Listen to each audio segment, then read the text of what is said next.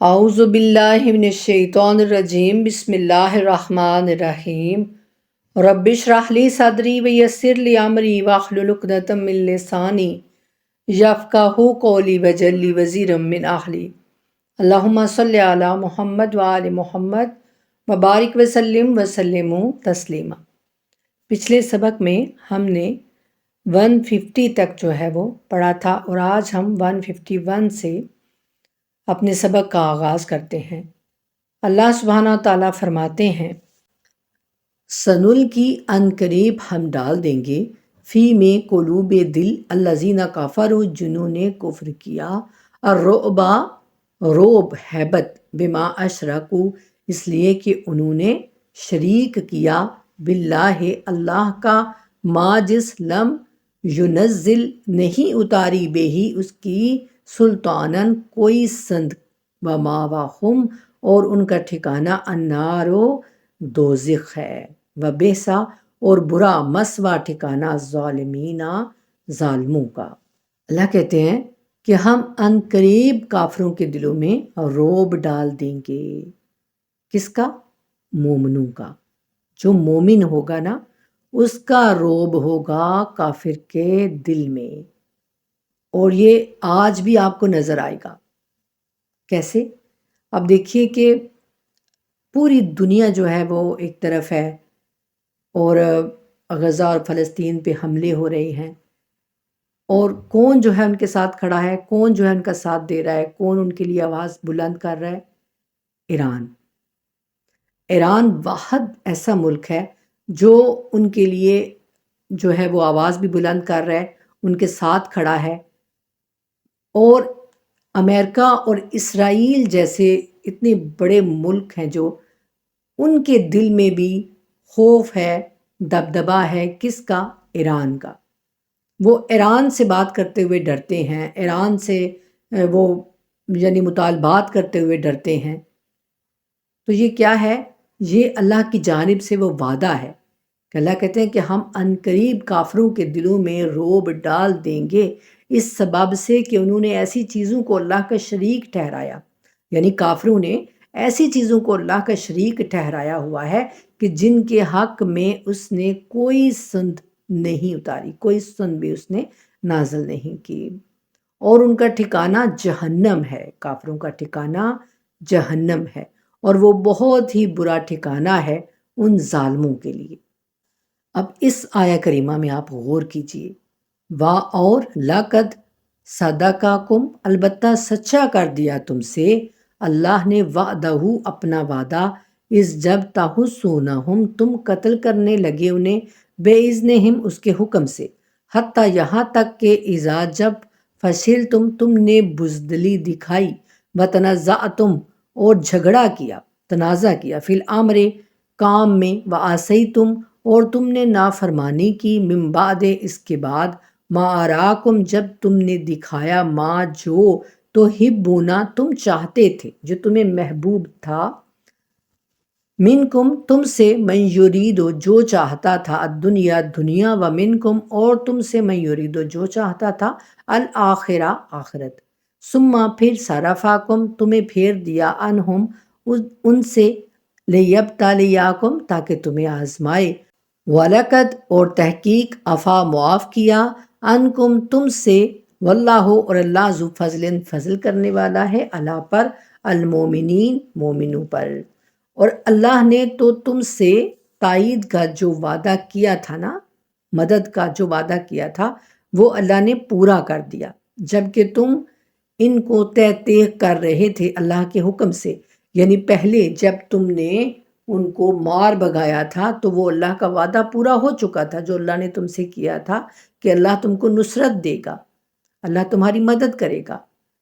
اس وقت اللہ کا وہ وعدہ پورا ہو چکا تھا جب تم اللہ کے حکم سے ان کو مار رہے تھے، یہاں تک کہ جب تم ڈھیلے پڑ گئے اور امر میں تم نے جھگڑا کیا، یعنی جب تم نے سستی دکھائی، تم نے جب رسول اللہ صلی اللہ علیہ وآلہ وسلم نے کہا تھا کہ تم پہاڑ کی چوٹی سے نیچے نہیں اترو گے چاہے جو بھی ہو جائے، تو جب مسلمان جو ہیں وہ پھر کچھ کہنے لگے کہ نہیں اب ہمیں نیچے چلے جانا چاہیے، اب جو ہے وہ جو نیچے والے ہیں وہ مال غنیمت سمیٹ رہے ہیں اور ہم اوپر ہیں تو ہمارے ہاتھ پلے تو کچھ نہیں بچے گا باقی. تو پھر کچھ جو ہیں وہ اوپر رہے، انہوں نے کہا کہ نہیں ہمیں رسول اللہ کی بات ماننی چاہیے. تو اللہ کہتے ہیں کہ تم اس امر میں پھر ڈھیلے پڑ گئے اور تم نے اس میں جھگڑا کیا اور تم نے نافرمانی کی رسول اللہ صلی اللہ علیہ وآلہ وسلم کی،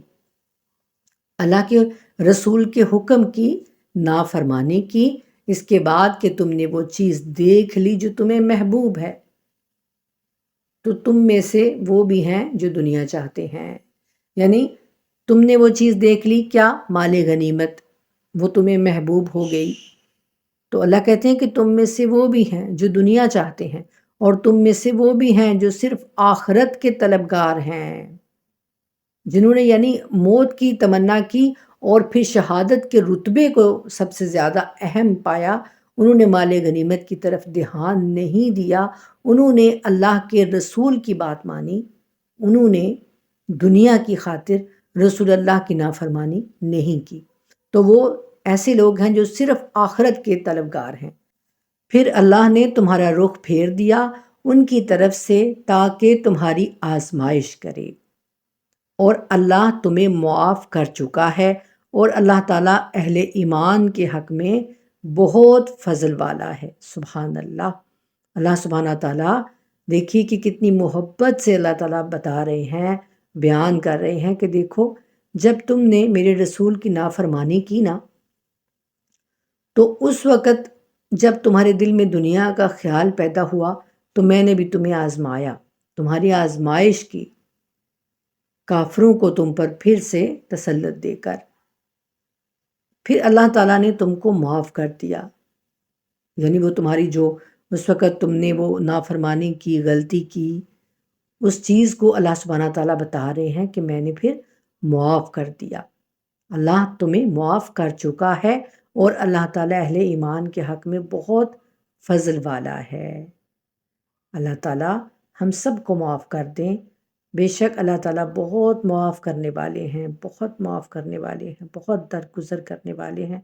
اور بے شک اللہ تعالیٰ نہ جانے ہم دنیا میں، ہم زندگی میں، ہم دن میں کتنی گناہ کرتے ہیں، دن میں ہم کتنی بار اللہ تعالیٰ کی نافرمانیاں کر جاتے ہیں،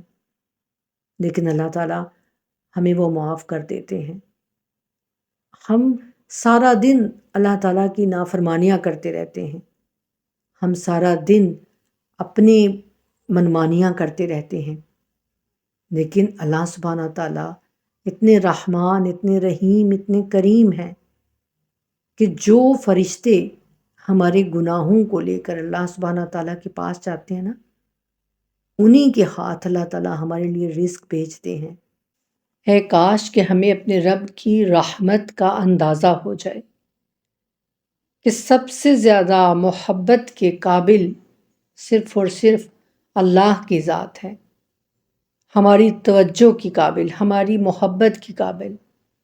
صرف اور صرف اللہ سبحانہ تعالیٰ کی ذات ہے. انسان کو چاہیے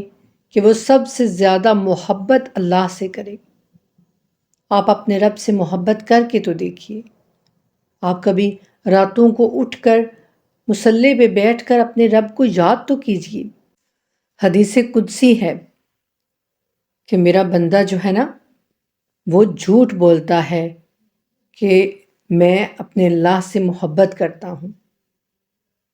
اور جب رات آ جاتی ہے تو وہ بس سو جاتا ہے. کون سا ایسا محب ہے جو یہ نہیں چاہے گا کہ وہ خلوت میں اپنے محبوب کے ساتھ وقت گزارے؟ سچی بات ہے نا. ہر محبت کرنے والا یہ چاہتا ہے کہ اس کا محبوب اس کے پاس ہو اور کوئی دوسرا اس کے پاس نہ ہو، اور وہ اس سے راز و نیاز کی باتیں کرے، وہ اس سے اپنے دل کا حال کہے، ہے نا. تو پھر اللہ تعالیٰ بھی یہ کہتے ہیں کہ اگر تم واقعی مجھ سے محبت کرتے ہو اور مجھ سے محبت کا دم بھرتے ہو تو پھر کم از کم رات کا کچھ حصہ تو اپنے اللہ سے بیٹھ کر باتیں کرو، راز و نیاز کرو. آگے اللہ کہتے ہیں اِذْ تُسْعِدُونَ، جب تم چڑھتے تھے. اب یہ آیت جو ہے نا قابل غور ہے. دیکھیے کیسے اللہ تعالیٰ نے ان لوگوں کی ایک ایک چیز کو جو ہے وہ قرآن میں نوٹ کیا ہوا ہے۔ جب تم چڑھتے تھے والا تلونا اور مڑ کر نہ دیکھتے تھے، اللہ اکبر، اعلیٰ احدن کسی کو، والرسول اور رسول یدعوکم تمہیں پکارتے تھے، یعنی رسول اللہ صلی اللہ علیہ وآلہ وسلم پیچھے سے آوازیں دے رہے تھے، پکار رہے تھے، لیکن تم مڑ کر نہیں دیکھتے تھے۔ فی اخراکم تمہارے پیچھے سے، فاصابکم پھر تمہیں پہنچایا، غم بغم غم کے عوض میں غم، یعنی جب تم نے رسول کو تکلیف دی، ان کی بات نہیں مانی، تو پھر اللہ نے بھی تم کو وہ شکست کا غم دیا۔ لیکیلا تاکہ نہ تحزنوا تم غم کرو، علی پر، ما فاتکم جب تم سے نکل گیا، ولا اور نہ ما جو اصابکم تمہیں پیش آئے، واللہ اور اللہ خبیر باخبر ہے، بما تعملون اس سے جو تم کرتے ہو۔ اللہ کہتے ہیں یاد کرو جب کہ تم پہاڑ پر چڑھے چلے جا رہے تھے جان بچانے کے لیے، اور کسی کی طرف بھی مڑ کر نہیں دیکھ رہے تھے، اور رسول صلی اللہ علیہ وآلہ وسلم تمہیں پکار رہے تھے تمہارے پیچھے سے، تو اللہ تعالیٰ تم پر غم کے بعد غم مسلسل ڈالتا رہا، تاکہ آئندہ کے لیے تمہیں یہ سبق ملے کہ تم غمگین نہ ہوا کرو اس پر کہ جو تمہارے ہاتھ سے جاتا رہے۔ اللہ اکبر، یعنی جب بھی کبھی آپ کے ہاتھ سے کوئی چیز جاتی رہے، کوئی کھو جائے، تو آپ اس قدر غمزدہ نہ ہو جایا کریں کہ اب بس آپ یوں سمجھیں کہ ہماری زندگی ختم ہو چکی ہے، اس کے بعد جو ہے بس اب جینے کا یعنی کوئی ہمارے پاس جواز ہی نہیں ہے۔ یہ اللہ تعالیٰ چاہ رہے ہیں کہ انسان جو بھی اس کے پاس سے جاتا رہے نا، تو وہ یہ کہے کہ جو کچھ بھی تھا وہ اللہ کی جانب سے ہی مجھے ملا تھا، اور جب میرے رب نے اس کو واپس لے لیا تو پھر اب غم کیسا، ٹھیک ہے؟ اور نہ اس تکلیف پر کہ جو تم پر آ پڑے، یعنی کوئی بھی مصیبت، کوئی بھی تکلیف اگر انسان پر آتی ہے تو اس کو صبر کے ساتھ، تحمل کے ساتھ انسان کو کام لینا چاہیے، اور اللہ باخبر ہے اس سے جو تم کر رہے تھے، یعنی جو بھی تم نے کیا تھا نا اس وقت، تو ایک ایک چیز اللہ کہتے ہیں کہ میں دیکھ رہا تھا، ایسا نہیں تھا کہ کوئی بھی چیز، کوئی بھی بات مجھ سے چھپی ہوئی تھی۔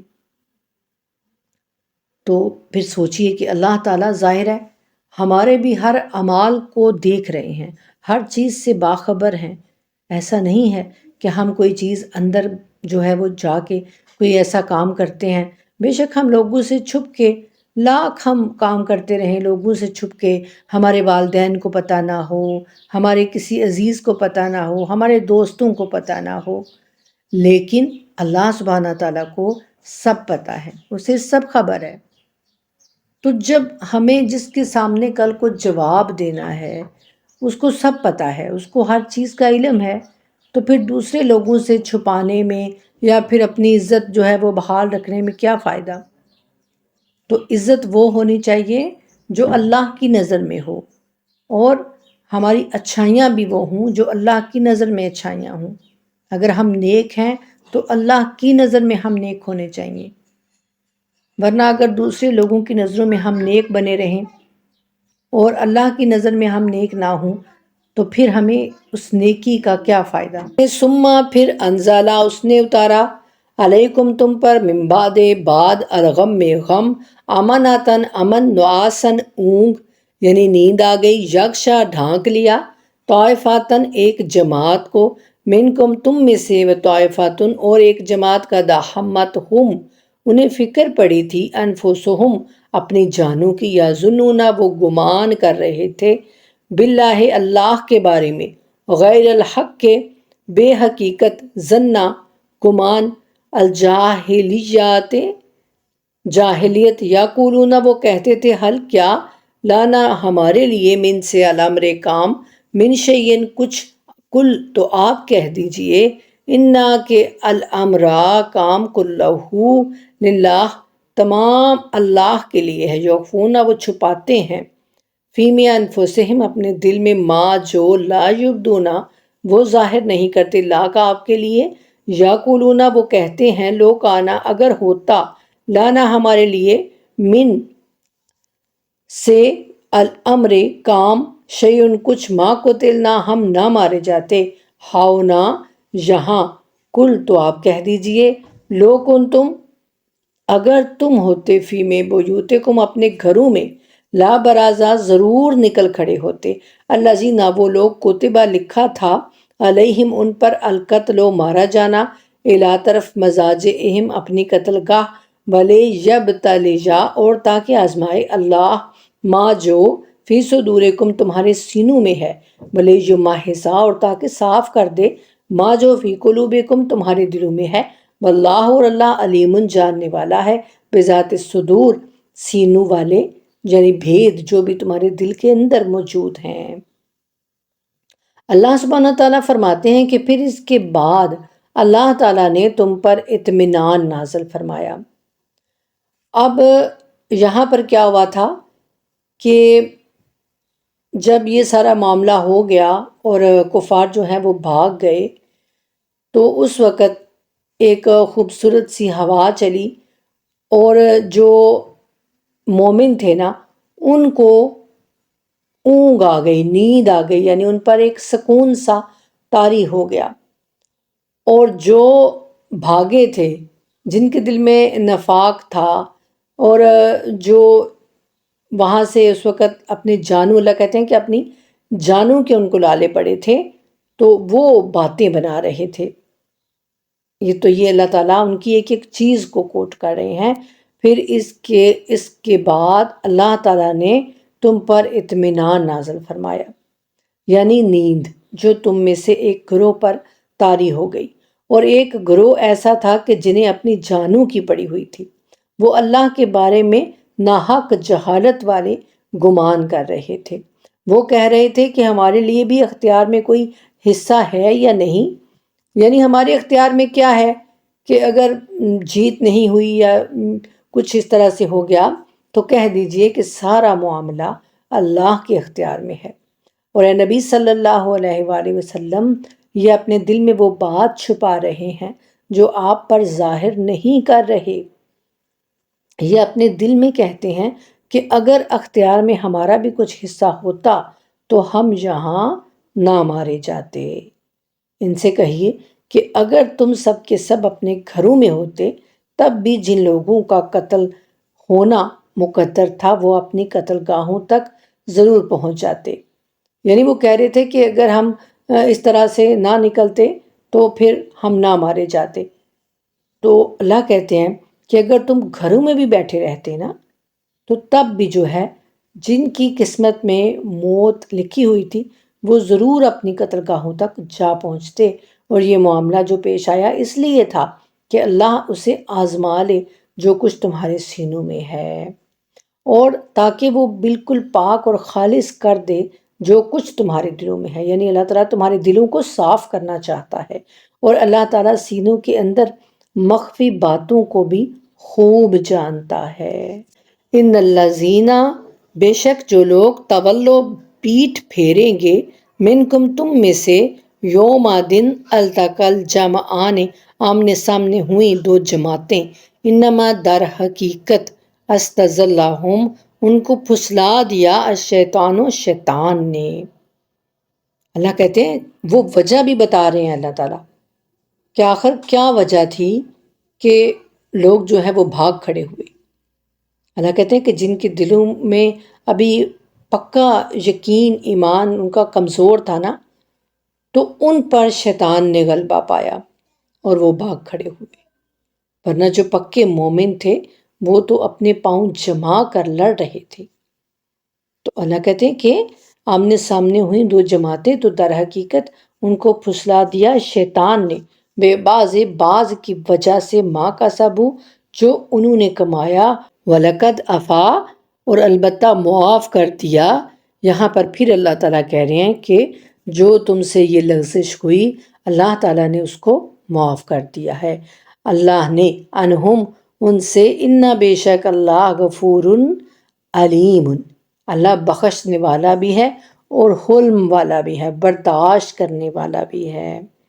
تم میں سے وہ لوگ جو میدان جنگ سے چلے گئے اس دن جب دو گروہ ایک دوسرے کے مقابلے میں آئے، اصل میں شیطان نے ان کے پاؤں پھسلا دیے تھے ان کے بعض افعال کی وجہ سے، اور اللہ انہیں معاف کر چکا ہے، یقیناً اللہ تعالیٰ بڑا ہی معاف کرنے والا اور بردبار ہے۔ تو اللہ کہتے ہیں کہ جو اس دن جب دو گروہ آپس میں آمنے سامنے ہوئے اور مسلمانوں تم میں سے جو لوگ بھاگے، اصل میں جو ان کا بھی ایمان جو ہے وہ مضبوط نہیں تھا، تو اس وجہ سے شیطان نے ان پر غلبہ پایا، اور اللہ تو یہ چاہتا تھا کہ ان کے دلوں کو صاف کر دے، تو اللہ تعالیٰ نے ان کے اس کام کو معاف کر دیا ہے۔ پیچھے بھی اللہ تعالیٰ نے فرمایا کہ اللہ تعالیٰ نے ان کی اس لغزش کو معاف کر دیا، اور یہاں بھی اللہ تعالیٰ کہہ رہے ہیں کہ اللہ نے ان کے اس کام کو معاف کر دیا ہے، اور بے شک اللہ تعالیٰ بڑا ہی معاف فرمانے والا اور بردبار ہے، حلیم ہے، برداشت کرنے والا ہے۔